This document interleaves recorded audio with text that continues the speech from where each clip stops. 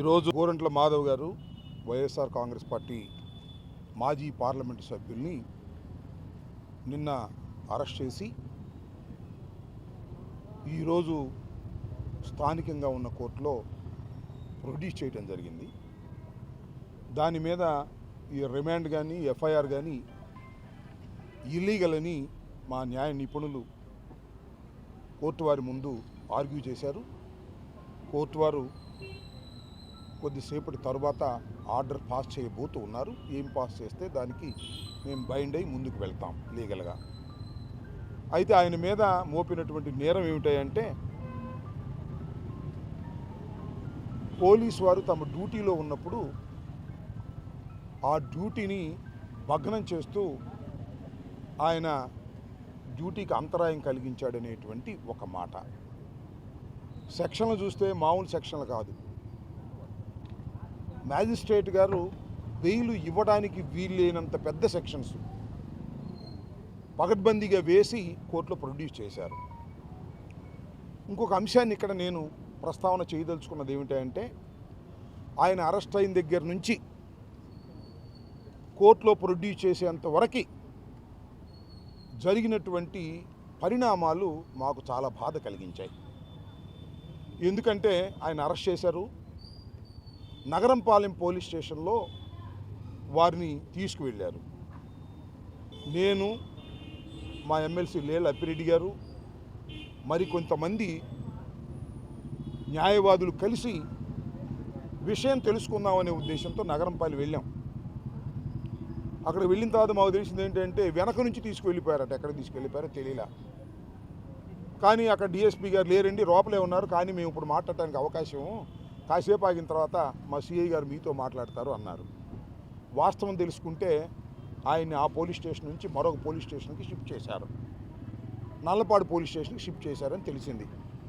తర్వాత రాత్రి ఎస్పీ గారిని అడిగితే నల్లపాడు పోలీస్ స్టేషన్కి షిఫ్ట్ చేశామండి అని చెప్పారు. పొద్దున్నే నేను నల్లపాడు వెళ్ళాను. ఆయనకి మరి రాత్రి అంతా ఎలా జరిగింది, ఏమిటి, ఈ స్టేషన్ నుంచి అక్కడ షిఫ్ట్ చేశారు, కారణం ఏంటి, ఏమి ఆందోళనలో ఉన్నాడా, ఒక వ్యక్తి పొరుగు ఊరు నుంచి వచ్చాడు, ఇక్కడ పోలీసులు అరెస్ట్ చేశారు అని తెలుసుకుందామని వెళ్తే పోలీసు వారు అనుమతించలేదు. ఎస్పీ గారితో మాట్లాడితే సాయంత్రం కోర్టులో ప్రొడ్యూస్ చేసే ముందు మీరు మాట్లాడవచ్చండి అని అన్నారు. నగరంపాలెం పోలీస్ స్టేషన్కి వస్తారు అని అన్నారు. సరేలేమని గౌరవంగా తిరిగి వచ్చేసాం. తర్వాత మళ్ళీ కోర్టు దగ్గర హాజరుపరిచారు. ఈ మధ్యలో ఏం జరిగిందంటే గోరంట్ల మాధవ్ గారికి ముసుగేయడానికి ప్రయత్నం చేశారు. కోర్టులో ప్రొడ్యూస్ చేసే ముందు ఎస్పీ గారి ప్రెస్ మీట్లో గోరంట్ల మాధవ్ గారికి ఒక నల్ల ముసుగు వేసి మీడియా ముందు తీసుకురావాలని ప్రయత్నం చేశారు. వాట్ ఈజ్ దిస్ అని అడుగుతా ఉన్నా. గోరంట్ల మాధవ్ అనే వ్యక్తి రిపీటెడ్గా హ్యాబిచువల్ అఫెండర్ కాదు కదా, పార్లమెంటు సభ్యుడు, చేశాడు. భారతదేశంలో అత్యున్నతమైన శాసనసభకి వెళ్ళినటువంటి వ్యక్తి. సరే, ఆయన మీద కేసు పెట్టారు. ఓకే, ఎప్పటి నుంచో పెట్టాలనుకుంటున్నారు. గోరంట్ల మాధవ్ మీద, ఇంకా చాలామంది మీద, మా బోటోళ్ళు అందరి మీద కేసులు పెట్టాలనుకుంటున్నారు. ఎక్కడ దొరుకుతామా చూస్తున్నారు. ఇక్కడ దొరికాడు. దొరకటం అంటే ఇందాక వారు చెప్పినట్టుగా ఆ వ్యానుకి అడ్డంగా నుంచొని నిరసన వ్యక్తం చేస్తున్నాడు కాబట్టి 2-3 కలిపి పెట్టారు. ముసుగేసి ప్రొడ్యూస్ చేయడం ఏంటండి? What is this? Are you insulting? మా నాయకుడిని మీరు ఇన్సల్ట్ చేయదలుచుకున్నారా? లోకేష్ ఫోన్ చేశాడా? చంద్రబాబు ఫోన్ చేశాడా? అంటే ఒక మాజీ పార్లమెంటు సభ్యుడిని మీరు అసలు అరెస్ట్ చేశారు. కోర్టులో ప్రొడ్యూస్ చేయండి. మళ్ళీ ప్రెస్ మీట్లో ఆయన ప్రదర్శన ఎందుకని అడుగుతా ఉన్నా. ముసుగేసి అంటే they want to insult our party, they want to insult hour leaders. ఇది తప్పు. పోలీస్ వారు చేస్తున్న తప్పు ఇది. మీరు ఎవరితోనో, అది మానవ హక్కులకు వ్యతిరేకం. మీరు ఎవరినో ప్లీజ్ చేయటం కోసం, ఎవరు మెప్ప పొందటం కోసం గోరంట్ల మాధవ్కి ముసుగేయాలని ప్రయత్నం చేయడం దారుణం కదా. ఆలోచించమని మనం చేస్తున్నాం. ఆ రకంగా సుప్రీంకోర్టు జడ్జిమెంట్స్ కూడా ఉన్నాయి. ముసుగేసి ప్రొడ్యూస్ చేయడానికి వీల్లేదని. ప్రెస్ మీట్లో ముసుగులేసి ప్రొడ్యూస్ చేస్తారు. నాకు అర్థం కాలే ఎందుకు ప్రొడ్యూస్ చేస్తారంటే, నిన్న అతను ప్రొడ్యూస్ చేశారు కదా, ఎవరో కిరణ్ అని ఆయన ఎవరినో ముసుగేసి ప్రొడ్యూస్ చేశారు. కిరణ్తో ఈక్వల్ అనమాట మా గోరంట్ల మాధవ్ కూడా. అది లోకేష్ గారు ఆర్డర్. అందువల్లే పోలీసుల్ని మేము చట్టం వచ్చిన తర్వాత మా ప్రభుత్వం వచ్చిన తర్వాత వాళ్ళ సంగతి తెలుస్తామని చెప్పేది ఇందుకే. ఇలాంటి దుర్మార్గం చేస్తారని నాకు అర్థం కాలే. గోరంట్ల మాధవ్కి ముసుకేసి ప్రొడ్యూస్ చేస్తానంటే ఎవరు మీరు నన్ను ముసుకేయడానికి డ్యామ్ అని ఆయన అడ్డం తిరిగాడు. తప్పే ఉంది? ఆయన పోలీస్ ఆఫీసరు. మొన్నటిదాకా మాలో పార్లమెంట్ సభ్యుడు అందరూ కాకి బట్టలు వేసుకున్నాడు. ఆయన బ్రహ్మాండంగా రన్ చేసి సెలెక్ట్ అయ్యాడు. ఎవరు రికమెండేషన్తో కాలా, అన్ని అర్హతలు ఉండి సీఏ స్థాయికి వచ్చినటువంటి వ్యక్తి. ఆయనకి ముసుగేసి మీరు ప్రొడ్యూస్ చేస్తామంటే ఏందండి ఇది? నాకు అర్థం కాలేదు. పోలీసు వారు మీరు ఇన్సల్ట్ చేయటం కాదా? మీరు ఎవరినో మెప్పించడం కోసం ప్రయత్నం చేయటం కాదా? ఈ పద్ధతి మీరు మార్చుకోరా? ఇంత ఈ 24 గంటల్లో ఎన్ని మెలికలు తిప్పారండి? ఎస్పీ ఆఫీసులో అరెస్ట్ చేశారు, అక్కడ నగరంపాలెం తీసుకెళ్లారు, నగరంపాలెం నుంచి మళ్ళా నల్లపాడు తీసుకెళ్లారు, నల్లపాడు నుంచి మళ్ళీ గవర్నమెంట్ హాస్పిటల్ తీసుకెళ్ళారు, గవర్నమెంట్ హాస్పిటల్ నుంచి ఇక్కడ తీసుకొచ్చారు. ఇక్కడ తీసుకొచ్చి జస్ట్ బిఫోర్ కోర్టులో ప్రొడ్యూస్ చేసే ముందు మా ప్లేడర్లు వెళ్ళి ఏమన్నారంటే మీ కాగితాలు ఇచ్చారా అని అడిగారు గోరంట్ల మాధవ్ గారు. నాకు ఇంతవరకు ఇవ్వలేదండి అన్నారు. ఎందుకంటే అరెస్ట్ అయిన వ్యక్తిని కోర్టులో ప్రొడ్యూస్ చేసే ముందు నీ మీద ఏ నేరం మోపాము, ఏమిటి, రిమాండ్ రిపోర్ట్ అన్నీ కూడా సబ్మిట్ చేయాలి. అతనికి వాళ్ళు ఇచ్చి సంతకం పెట్టుకోవాలా. ఇవ్వలేదు. అదే చెప్పమన్నారు కోర్టులో. వాస్తవం ఏంటో చెప్పమన్నారు. ఎమ్మటికి ఎస్పీ గారు రమ్మన్నారు. రమ్మని తీసుకెళ్ళిపోతున్నారు. ఏమిటి అన్యాయం నాకు అర్థం. కోర్టు దగ్గర తీసుకొచ్చారు కదా మీరే, మళ్ళీ ఎస్పీ గారి దగ్గర తీసుకెళ్తాను నేను రానన్నాడు ఆయన.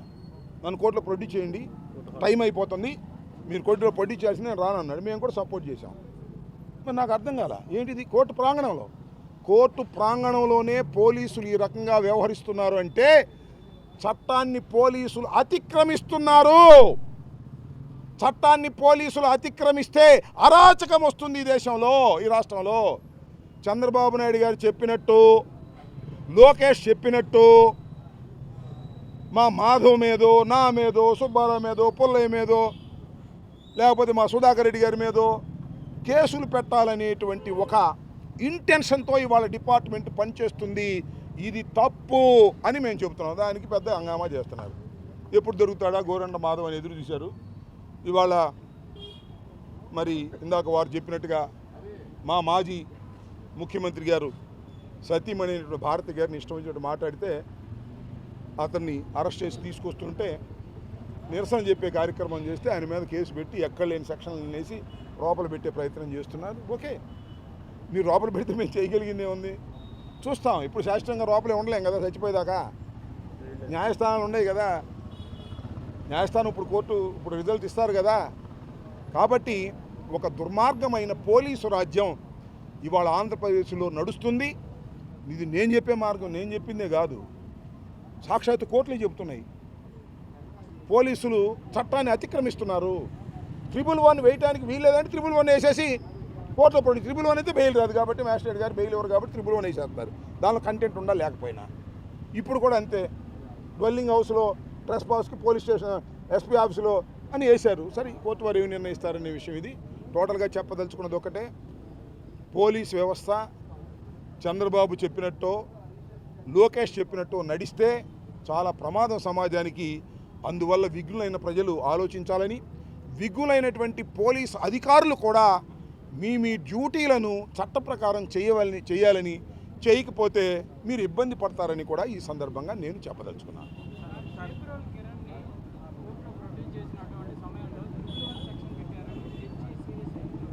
ఎస్, అవును. జస్టిస్ ఇప్పుడు మొన్న ఎవరు పోసాని కృష్ణమురళి గారిని ఎఫ్ఐఆర్ పెట్టినప్పుడు సెక్షన్లు కాకోకుండా తరువాత 111 యాడ్ చేశారని కోర్టు వారి దృష్టికి వెళ్ళినప్పుడు పర్సనల్గా 111 యాడ్ చేసినటువంటి ఇన్వెస్టిగేషన్ ఆఫీసర్ని వచ్చి సమాధానం చెప్పుకోమని చెప్పారు.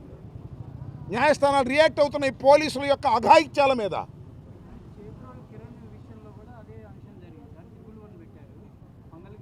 మరి వాళ్ళు 111 అంటే ఓవర్ యాక్షన్. ఎందుకంటే అందరి మీద 111 పెట్టాం కదా, పోసాని మీద 111 పెట్టాం కదా. ఒక నిమిషం ఆగమ్మా. పోసాని మీద 111 పెట్టాం కదా, మళ్ళీ కిరణ్ మీద 111 పెట్టకపోతే మనకు చెడ్డ పేరు వస్తుందేమోనని చంద్రబాబు ఆలోచన. అవును, అయిన తర్వాత నేను అలాంటి ఆలోచనతో చేస్తున్నారు. మరి 111 పెట్టడానికి అతను మాట్లాడినటువంటి మాటలకు కానీ అతని మీద ఉన్న ఆరోపణకు కానీ జస్టిఫైబుల్లా కాదా నేనైతే చెప్పలేను. నేను ఎఫ్ఐఆర్ చూడలేదు. ఒకటైతే వాస్తవం, ఆ కిరణ్ చేబ్రోలు కిరణ్ అనేటువంటి వ్యక్తి చంద్రబాబు నాయుడు దొడ్డో పెరిగినటువంటి మొక్క. వాళ్ళే పెంచి పోషించారు. నారా లోకేష్ గారే వాళ్ళకంతా క్యాష్ ఇచ్చి ఐటీడీపీ నడుపుతున్నారు. ఐటీడీపీలో భాగమే. అతని మీద ఇంతకు ముందే చాలా కేసులు ఉన్నాయి.